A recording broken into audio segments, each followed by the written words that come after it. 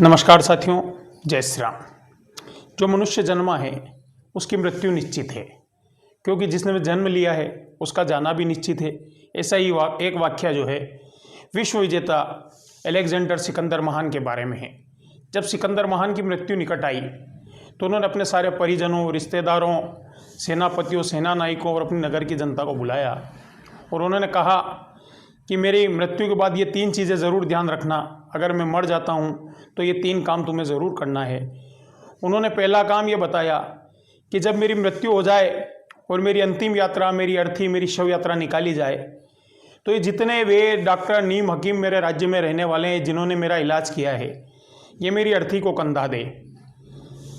दूसरा काम उन्होंने ये बताया कि जितनी भी दौलत पूरे जीवन में मैंने पूरे विश्व को जीत करके कमाई है, जब मेरी अर्थी निकले, शव यात्रा निकले तो ये सारी ज़मीन रास्तों में बिछा दी जाए। और तीसरी शर्त उन्होंने ये रखी कि जब मेरी अर्थी निकाली जाए तो ये जो मेरे दोनों हाथ है, ये दोनों हाथ बाहर की तरफ लटकाए जाए, बाहर की तरफ रखे जाए। तो इसके बारे में जब लोगों ने पूछा कि ऐसा क्यों, तो उन्होंने कहा कि जब नीम, हकीम, डॉक्टर ये मेरे इसको कंधा देंगे तो दुनिया को ये सीख मिलेगी कि आप चाहे कितने ही बड़े नीम, हकीम, डॉक्टरों से इलाज करवा लो, जब मृत्यु आना है, मृत्यु निश्चित है और वो आकर रहेगी। दूसरी चीज़ कि इंसान पर कितनी भी दौलत हो, वो पूरे जीवन में कितनी भी दौलत कमा ले, लेकिन जब मृत्यु आएगी तो ये दौलत उसके किसी काम की नहीं आएगी। इसलिए इस दौलत को रास्ते में बिछा दिया जाए या गरीबों में बांट दिया जाए। तीसरी चीज़, सिकंदर महान ने एक बहुत बड़ी सीख दी कि मनुष्य जब आया था, पैदा हुआ था, तो वो खाली हाथ आया था।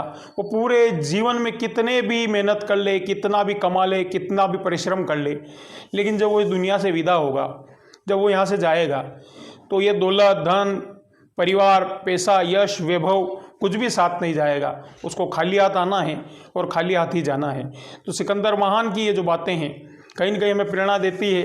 मनुष्य अपने जीवन में कितनी भी भाग दौड़ कर रहा है, पैसे कमाने के लिए दौड़ रहा है, रिश्ते बना रहा है, लेकिन जिस दिन उसे ईश्वर के घर का बुलावा आएगा उस दिन उसे यहाँ से अकेले ही और खाली हाथ ही जाना पड़ेगा।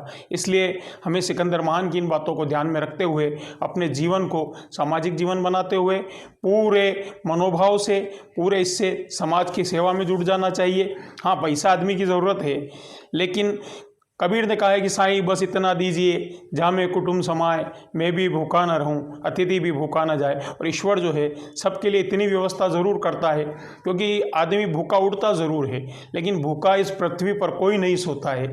ये ईश्वर की एक व्यवस्था है जो आपको इस पृथ्वी पर लाया है, वो आपका लालन पालन भी करेगा। जय श्री राम, जय हिंद।